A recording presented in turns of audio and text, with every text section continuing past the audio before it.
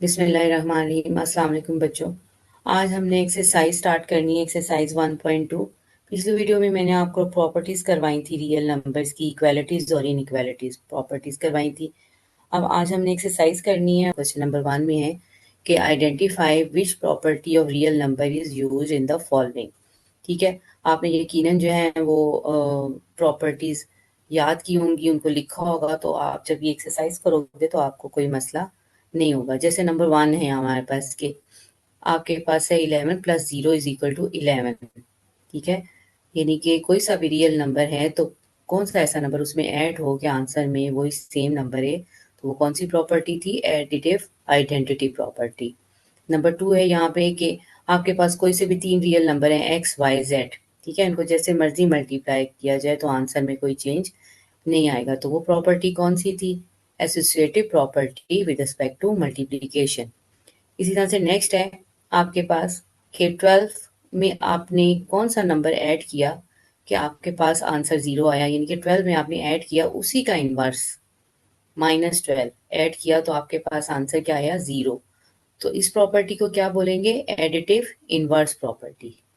Same आगे part number 4 में है कि अगर आपके पास दो नंबर्स हैं 14 plus 20 is equal to 20 plus 14, यानी कि कोई से भी दो रियल नंबर जैसे मर्जी ऐड किए जाए आंसर में कोई चेंज नहीं आता, तो वो कौन सी प्रॉपर्टी है? Commutative property with respect to addition.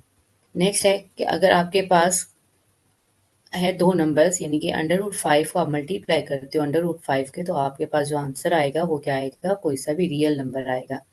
यानी कि कोई से भी दो नंबर आप जब आप मल्टीप्लाई करते हो ना, आंसर में अगेन रियल नंबर आता है, तो वो कौन सी प्रॉपर्टी थी? बिल्कुल ठीक, closure property with respect to multiplication. Next आपके पास है कि आपके पास है 2 मल्टीप्लाई 1 और 2 इज इक्वल टू 1। यानी कि आपके पास कोई सा भी जब रियल नंबर होता है, जब आप उसी के इन्वर्स के साथ जब आप उसको मल्टीप्लाई करते हो तो आंसर में क्या आता है? 1। तो ऐसी प्रॉपर्टी को क्या कहा जाता है? Multiplicative inverse property. ठीक है, नेक्स्ट हमारे पास आ जाता है कि 22 मल्टीप्लाई 1 इज इक्वल टू 22। यानी कि कोई सा भी रियल नंबर है वो किसी अगर वो 1 के साथ मल्टीप्लाई होगा तो ही आंसर में जो है वही नंबर यानी कि 22 आएगा, तो ऐसी प्रॉपर्टी को क्या कहा जाता है? Multiplicative identity property. अब यहाँ पे नंबर 8 में क्या है? -6/10 को मल्टीप्लाई किया गया है -10/6 को, यानी कि -6/10 का जो रेसिप्रोकल है वो क्या है? -10/6। अगर हम इन दोनों को मल्टीप्लाई करेंगे तो आंसर में क्या आएगा? 1। तो ये कौन सी प्रॉपर्टी है? Multiplicative inverse property. ठीक है, तो नेक्स्ट जो आपका क्वेश्चन है,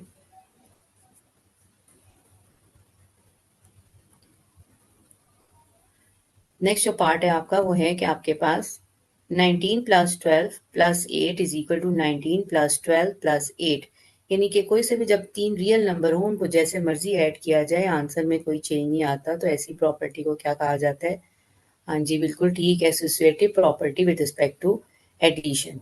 इसी तरह से सेम नेक्स्ट भी ऐसे ही है कि आपके पास है -3 plus into 23 plus 48 is equal to -3 plus 23 plus 48, यानी कि कोई से भी तीन रियल नंबर जैसे मर्जी ऐड किए जाए आंसर में कोई चेंज ना आए, तो वो भी सिमिलरली वही सेम प्रॉपर्टी होगी। कौन सी? Associative property with respect to addition. यहाँ पे हमारे पास नेक्स्ट है कि आपके पास एक नंबर है 89, उसको आपने मल्टीप्लाई किया किसके साथ? 1 के साथ, तो अगेन आपके पास वही नंबर आया है। कौन सा? 89। तो कौन सी प्रॉपर्टी है ये? Multiplicative identity property. ठीक है, नेक्स्ट आपके पास है कि 12 multiply 46 is equal to 46 multiply by 12, यानी कि कोई से दो रियल नंबर जैसे मर्जी मल्टीप्लाई किए जाएं तो आंसर में कोई चेंज नहीं आता। इसको क्या बोला जाता है? Commutative property with respect to multiplication. Next है आपके पास के √27 प्लस 0 इज इक्वल टू √27, यानी कि अगर आपके पास कोई सा भी रियल नंबर है तो उसमें कौन सा नंबर ऐड किया जाएगा तो इटसेल्फ वही नंबर आए, तो वो कौन सा नंबर है? वो 0। ठीक है, तो कौन सी प्रॉपर्टी कहलाएगी? ये एडिटिव आइडेंटिटी प्रॉपर्टी। नेक्स्ट आपके पास है कि आपके पास कोई से भी दो रियल नंबर है, यानी कि जैसे यहाँ दिए हुए x dot y is equal to y dot x, यानी कि कोई से भी दो रियल नंबर जैसे मर्जी मल्टीप्लाई किए जाए आंसर में कोई चेंज नहीं आएगा, तो यहाँ हमारे पास क्या है? ये commutative property with respect to multiplication. अब लास्ट में आपके पास है पाई प्लस, ये जो सिंबल है, ये जो लिखा हुआ है, इसको बोला जाता है क्या, पाई।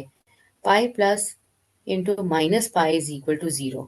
यानी कि वही चीज आ जाती है कि कोई सा भी रियल नंबर है तो उसमें अगर उसका आप एडिटिव इनवर्स अगर आप ऐड करते हो तो आपके पास आंसर क्या आता है, 0। तो ऐसी प्रॉपर्टी को क्या कहा जाता है, एडिटिव इनवर्स प्रॉपर्टी। अब क्वेश्चन नंबर 2 देखो। क्वेश्चन नंबर 2 में इन्होंने कहा है कि identify which order of the properties use in the following. अब आपको यहाँ पे नंबर दिए गए हैं, आपने इन नंबर्स का आपने एडिटिव प्रॉपर्टी भी बतानी है और मल्टीप्लिकेटिव प्रॉपर्टी भी बतानी है। जैसे नंबर 1 है 15, तो एडिटिव प्रॉपर्टी 15 की क्या होगी, आप बिल्कुल ठीक है, आप क्या करेंगे, सिर्फ आप उसका साइन चेंज कर देंगे, उसका रेसिप्रोकल एडिटिव इनवर्स ले लेंगे। तो 15 का एडिटिव इनवर्स क्या हो जाएगा, -15। लेकिन जब आप उसका मल्टीप्लिकेटिव इनवर्स लेंगे तो आप उसका रेसिप्रोकल ले लेंगे, उसके साइन में कोई चेंज नहीं आएगा, उसका रेसिप्रोकल ले लेंगे। तो 15 का रेसिप्रोकल यानी कि उसका इनवर्स क्या होगा, 1/15। इस तरह से एडिटिव इसमें नेक्स्ट आपके पास है -27। तो एडिटिव इनवर्स -27 का क्या होगा, आप ये याद रखना कि जब आपने एडिटिव इनवर्स फाइंड आउट करना है तो आपने साइन चेंज करना है, वैल्यू में कोई फर्क नहीं आएगा। लेकिन जब आप मल्टीप्लिकेटिव इनवर्स फाइंड आउट करेंगे तो आपके साइन में कोई चेंज नहीं आएगा, आपने उस नंबर का रेसिप्रोकल ले लेना है, उसका इनवर्स ले लेना है। तो क्या एडिटिव इनवर्स ऑफ -27 इज +27 और मल्टीप्लिकेटिव इनवर्स ऑफ -27 इज -1/27।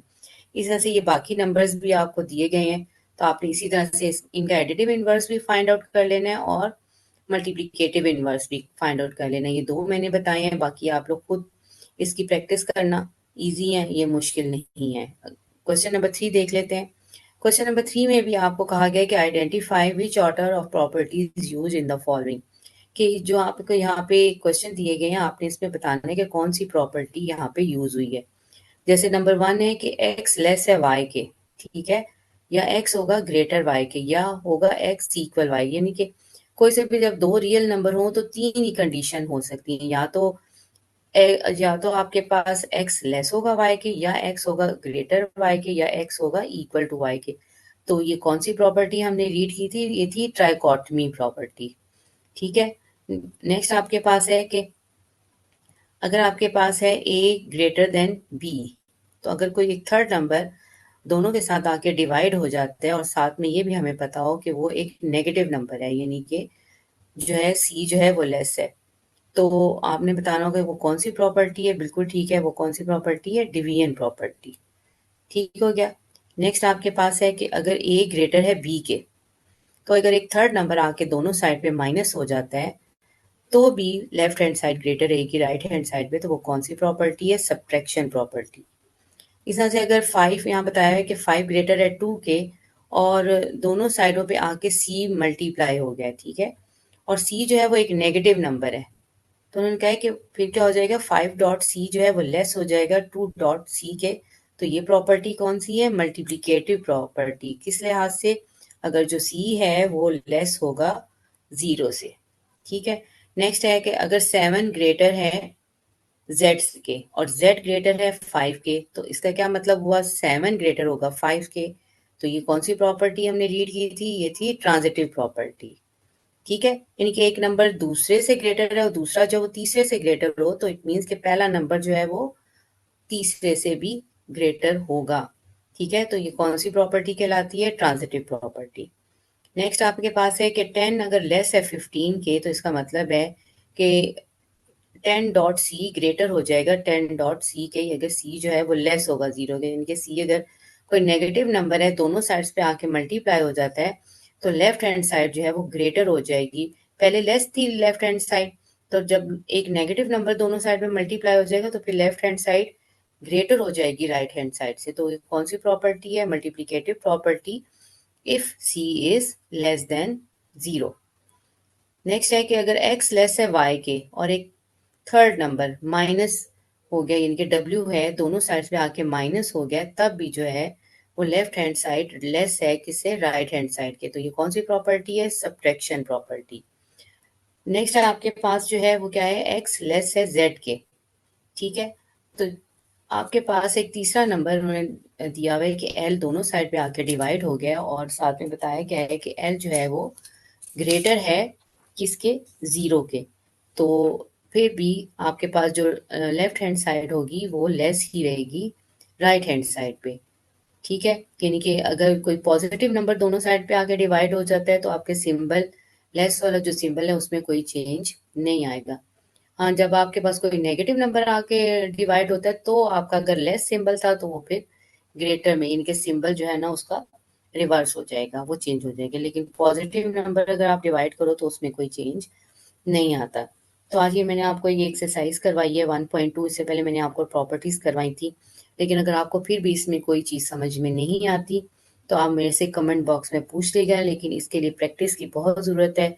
जब तक आप प्रॉपर्टीज जो है रियल नंबर की इक्वालिटीज और इनइक्वालिटीज की अच्छी तरह प्रैक्टिस नहीं करेंगे तो आपको ये समझ में नहीं आएगा। एक दफ़ा आपने प्रैक्टिस कर लिया, सीख लिया, तो जैसे मर्जी आपसे क्वेश्चन पूछा जाए आपको वो प्रॉपर्टी पता होगी। तो इसलिए इसकी प्रैक्टिस कीजिएगा और साथ में अगर फारिग वक्त हो तो विर्द करते रहिएगा, रब्बे ज़िदनी इल्मा का, ए रब मेरे इल्म में इजाफा फरमा। तो अल्लाह ताला आपको बहुत करम करे। ओके, अल्लाह हाफिज़।